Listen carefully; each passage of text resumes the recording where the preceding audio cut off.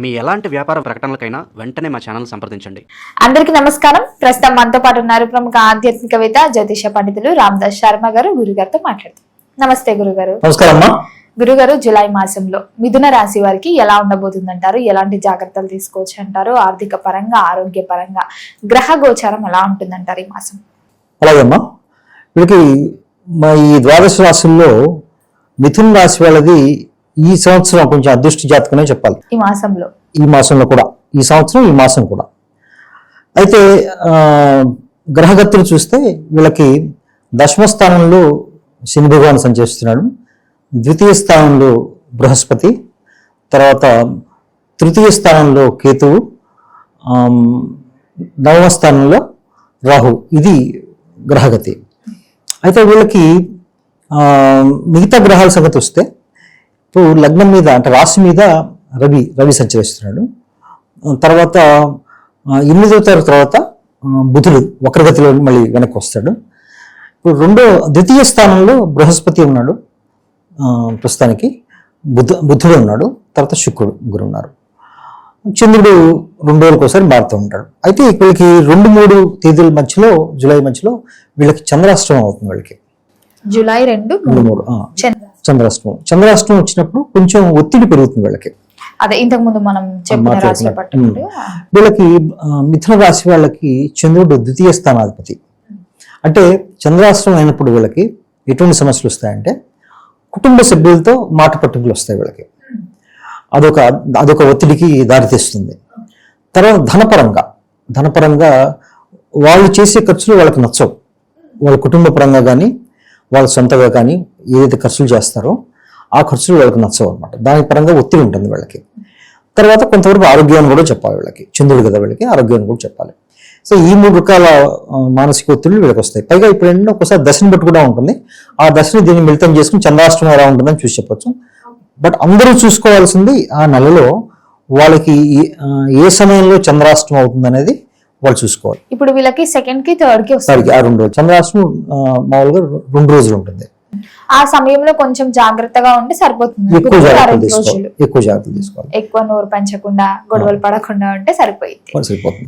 అయితే ఎలాంటి జాగ్రత్తలు తీసుకోవాలి అనేది చంద్రుడు రాశి రీత్యా వాళ్ళకి ఎలాంటి ఫలితాలు ఇస్తారనేది బట్టి డిపెండ్ అయి ఉంటుంది. అదొకటి చూసుకొని చేస్తే చాలు. మరి విద్యార్థులకు ఎలా ఉంటుందంటారు ఈ మాసం? వీళ్ళకి విద్యార్థులకమ్మా బుధ స్థానానికి చూడాలి. బుధుడు వీళ్ళకి 2వ స్థానంలో ఉన్నాడు, మళ్ళీ మొదటి స్థానానికి 8వ తర్వాత వస్తాడు. కాబట్టి విద్యార్థులకు బాగానే ఉంటుంది వీళ్ళకి.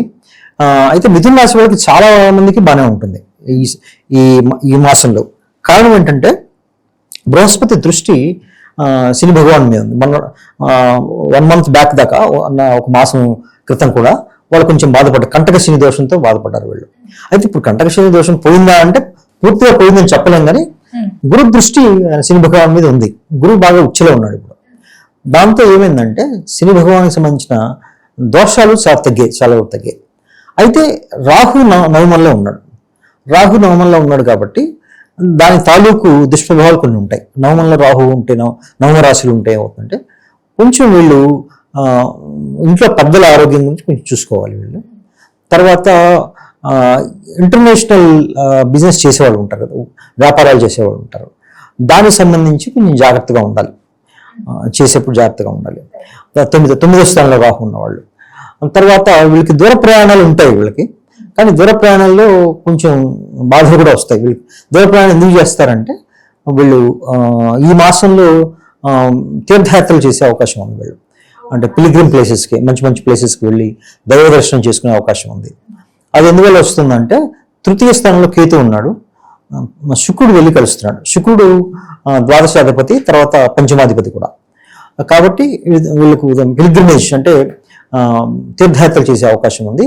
అయితే 9వ స్థానంలో రాహు ఉన్నాడు కాబట్టి తీర్థయాత్రలో కొంచెం ఇబ్బందులు వచ్చే అవకాశం ఉంది. అది పెద్ద ఇబ్బందులు అవి చిన్న ఇబ్బందులు వచ్చే అవకాశం ఉంది.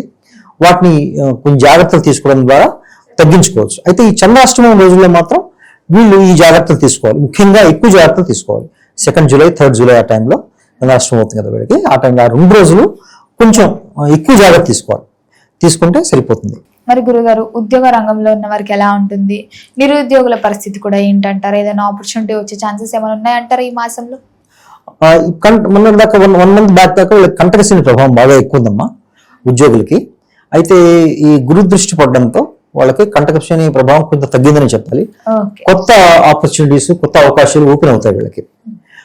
పైగా ఏంటంటే శుక్రుడు కూడా 2వ స్థానంలో ఉన్నాడు వీళ్ళకి.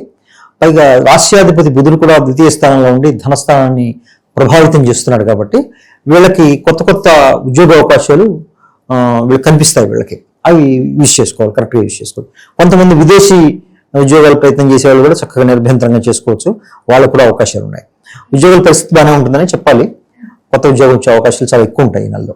మరి ఎవరైతే విదేశాలకు వెళ్ళాలి, అక్కడ చదువుకోవాలైనా, ఉద్యోగ పర్పస్ అయినా, కొంతమంది సెటిల్ అవ్వడానికి కూడా వెళ్తుంటారు ఫ్యామిలీ పరంగా, విదేశీ యోగం ఉందంటారా ఈ మిథున రాశి వారికి? విదేశీ ఉందమ్మా, కొంచెం అక్కడక్కడ ఆలస్యం అవ్వచ్చు వీళ్ళకి శని గోచారం వల్ల. అయితే రాహు నవమంలో ఉన్నాడు కాబట్టి చూస్తున్నాడు కాబట్టి వీళ్ళకి విదేశీ యోగం అయితే వీసాస్ రావడం, వీళ్ళకి అనుకున్న పనులు అనుకున్నట్టు కావడం కూడా అవకాశాలు చాలా ఎక్కువ ఉంటాయి. పైగా రాష్ట్రాధిపతి సపోర్ట్ కూడా ఉంది. 2వ స్థానంలో రాష్ట్రాధిపతి ఉన్నాడు, గురువుతో కలిసి ఉన్నాడు, శుక్రుడితో కూడా కలిసి ఉన్నాడు. గురు శుక్రుడు బుధుడు మూడు ఎప్పుడైనా కలిస్తే దాన్ని సరస్వతి యోగం అంటారు. సరస్వతి యోగం అంటారు. గురుడు, శుక్రుడు, బుధుడు, ఈ ముగ్గురు మన చదువు సంధ్యలకు సంబంధించిన గ్రహాలు. బృహస్పతి, బుధుడు, శుక్రుడు. బృహస్పతి ఎలాగంటే ఉన్నతమైన తెలివితేటలు ఉంటాయి. బుధుడు ఎలా అంటే మంచి కమ్యూనికేషన్ స్కిల్స్, తర్వాత తనకు తోచింది సరిగా ఎక్స్ప్రెస్ చేయడం, ఇలాంటివన్నీ బుధుడు చూసుకుంటాడు. శుక్రుడు ఏంటంటే క్రియేటివిటీ, సృజనాత్మకతని శుక్రుడు ఇస్తాడు. ఈ మూడు గ్రహాల కలయిక ఏ రాశిలో అయితే జరుగుతుందో వాళ్ళు నిజంగా అదృష్టవంతులని చెప్పాలి ఆ సమయంలో పుట్టిన వాళ్ళు. ఎందుకంటే వాళ్ళకి 5వ స్థానంలో ఈ 3 గ్రహాలు కలిసాయంటే వాళ్ళకి సరస్వతి యోగం ఉందని చెప్తారు. వాళ్ళు చాలా గొప్ప గొప్ప ఉన్నత చదువులు చదువుతారు, చాలా మేధావులు అవుతారు అన్నమాట వాళ్ళు. మరి గురుగారు, ఎవరికైతే వివాహం జరగలేదో, వివాహ ప్రయత్నాలు ఎవరైతే చేస్తున్నారో సక్సెస్ అయ్యే ఛాన్సెస్ ఉన్నాయంటారా? బ్రహ్మాండంగా ఉన్నాయి వీళ్ళకి. ఎందుకంటే వివాహం సంబంధించి బృహస్పతి ఉచ్చులా ఉన్నాడు. వాళ్ళకి అనుకున్నట్టుగా అన్ని కరెక్ట్గా జరుగుతాయి, చాలా ముందుకు వెళ్ళే అవకాశం ఉంది. అయితే చంద్రాష్టమ సమయంలో ఈ పెళ్లి చూపులు అలాంటివి పెట్టుకోకుండా మిగతా రోజుల్లో వివాహ ప్రయత్నాలు చేస్తే గొప్ప సక్సెస్ వస్తుందని చెప్పచ్చు. గురుగారు, అలాగే ఎవరైనా కొత్తగా వ్యాపారం స్టార్ట్ చేయాలి, రియల్ ఎస్టేట్ కి సంబంధించి పెట్టుబడులు పెట్టాలి అనుకుంటుంటారు కదా, పెట్టొచ్చు అంటారా ఈ మాసం? పెట్టొచ్చమ్మా. ధనస్థానం స్ట్రాంగ్ గా ఉంది. సప్తమాధిపతి కూడా గురి కావడం వాళ్ళకి, ద్వితీయంలో ఉన్న ఉచ్చులో ఉండడం, తర్వాత బుధుడు శుక్రుడితో కలిసి ఉండడం కూడా గొప్ప అవకాశాలను ఇస్తాయి వీళ్ళకి. అయితే 5వ తారీఖు తర్వాత, జూలై 8 తర్వాత శుక్రుడు ప్లేస్ మారుతున్నాడు కాబట్టి వీళ్ళకి సింహంలోకి వెళ్తున్నాడు కాబట్టి కొంచెం ఒడిదుడుకులు ఉండొచ్చు, కానీ బట్ మొత్తం మీద వీళ్ళకి బాగానే ఉంటుంది. కుటుంబ వాతావరణం కూడా ఎలా ఉంటుందంటారు? బ్రహ్మాండంగా ఉంటుంది. కుటుంబ వాతావరణం చాలా ఇస్తుంది వీళ్ళకి. మరి గురుగారు, ఈ మాసంలో మిథున రాశి వారు ఏ దైవనామ స్మరణ చేస్తే బాగుంటుందంటారు? ఎలాంటి పరిహారాలు చేసుకుంటే ఈ మాసం కలిసి వస్తుందంటారు? వీళ్ళు ముఖ్యంగా వీళ్ళు దుర్గాదేవి ఆరాధన చేసుకోవాలి. వీళ్ళు దుర్గాదేవి ఆరాధన, ఎందుకంటే రాహు సంబంధించిన దుష్పరిణామాలు వీళ్ళు తప్పించుకోవడానికి. తర్వాత శివారాధన చేసుకోవాలి. కంటకశని దోషం కంటకశని తగ్గింది, దోషం వీళ్ళకి తగ్గింది, కానీ ఇప్పుడు ఇంకా ఉంది కదా, అది పోవాలంటే శివారాధన, శనీశ్వర శ్లోకాలు చదువుకోవడం, దశరథకృత శనీశ్వర స్తోత్రం, తర్వాత పిప్లాదకృత శనీశ్వర స్తోత్రం చదివి తైలాభిషేకాన్ని చేయించుకుంటే శని సంబంధించిన దోషాలు కూడా వెళ్ళిపోతాయి వీళ్ళకి. గురుగారు, మొత్తం మీద జూలై మాసంలో మిథున రాశి వారికి ఎలా ఉంది, ఎలాంటి జాగ్రత్తలు తీసుకోవాలో తెలియజేసినందుకు ధన్యవాదాలు. నమస్కారం అమ్మా.